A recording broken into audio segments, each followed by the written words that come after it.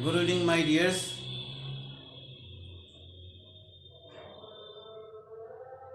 पहले तो आप ये साउंड सुनिए, ये जो अजान आ रही है शाम की, कहीं तो मंदिरों की घंटियां, कहीं आती हुई मस्जिदों से अजाने। यही हमारी भारतीय संस्कृति है और हम सभी लोग मेल जोल के साथ रहते हैं। अक्सर मैं सभी धर्मों के लोगों को एकता के सूत्र में रहने का संदेश देता हूँ। ये भारत समग्र यहाँ भारतीयों का है, जहाँ पर विभिन्न धर्मों के लोग, विभिन्न भाषाओं के लोग, विभिन्न क्षेत्रों से लोग निवास करते हैं। जिनकी की संस्कृति, जिनकी की वेशभूषा, जिनकी की वाह्य आकार अलग अलग हो सकते हैं, लेकिन सभी जन एक हैं, सभी भारतीय एक हैं। तिरंगे झंडे के नीचे हमारी शान तिरंगा, हमारी जान तिरंगा। लहर लहर लहराए तिरंगा, आसमां में लहराए तिरंगा, हिमालय पर्वत पर लहराए तिरंगा, सागर में लहराए तिरंगा। हमारी जान तिरंगा, हमारी शान तिरंगा। और उसके बीचों बीच में जो 24 जो स्पोक्स हैं, 24 तीलियां हैं, वो गति का प्रतीक हैं। उसमें जो चक्र बना हुआ है ये गतिवान है। गतिशीलता, प्रकृति की गतिशीलता, प्रकृति का परिवर्तन निरंतर दर्शाता है। कहाँ से कहाँ हम पहुँचे इसको दर्शाता है।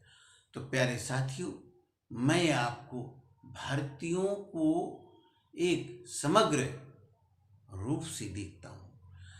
हमारे डॉक्टर APJ कलाम साहब के 3 विज़न थे। एक विज़न था फ्रीडम। क्यों? उन्होंने कहा, और इतिहास गवाह है कि लगभग 3000 सालों तक कहीं डच आए, कहीं फ्रांसीसी आए, कहीं ब्रिटिश आए, कहीं मुगल आए हैं, इन लोगों ने भारत को जी भर के लूटा और लोगों को गुलाम बनाया।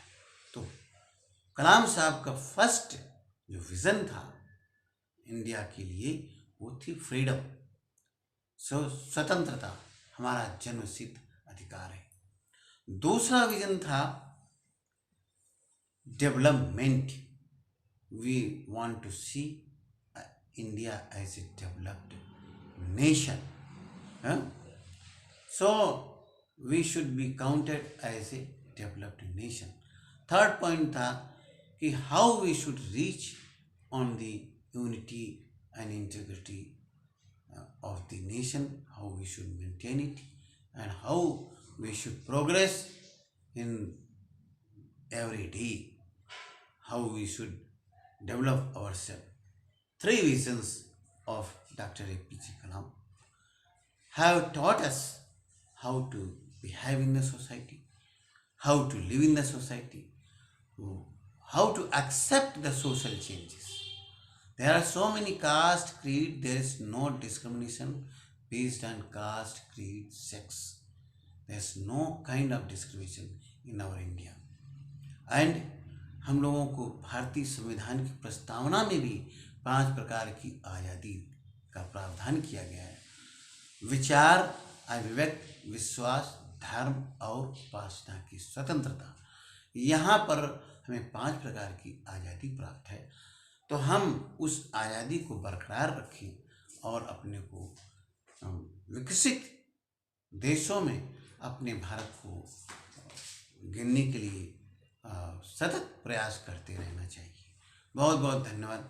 ये हमारी मिसेस जिन्होंने MPhil इन सोशोलॉजी किया है और MPhil in library and information science से किया है और LLB किया है, एडवोकेट हैं इस समय। और मैं स्वयं doctor Santoshi Lal Kamal, advocate from Kanpur. ये हमारे भतीजे श्री श्री दिलीप कुमार जी, ये भी बहुत कुशाग्र हैं, पढ़ने में तेज़ हैं, हर चीज़ को समझते हैं और हम लोगों का बराबर साथ देते रहते हैं। तो बने रहिए हम तीनों के साथ। बहुत बहुत धन्यवाद।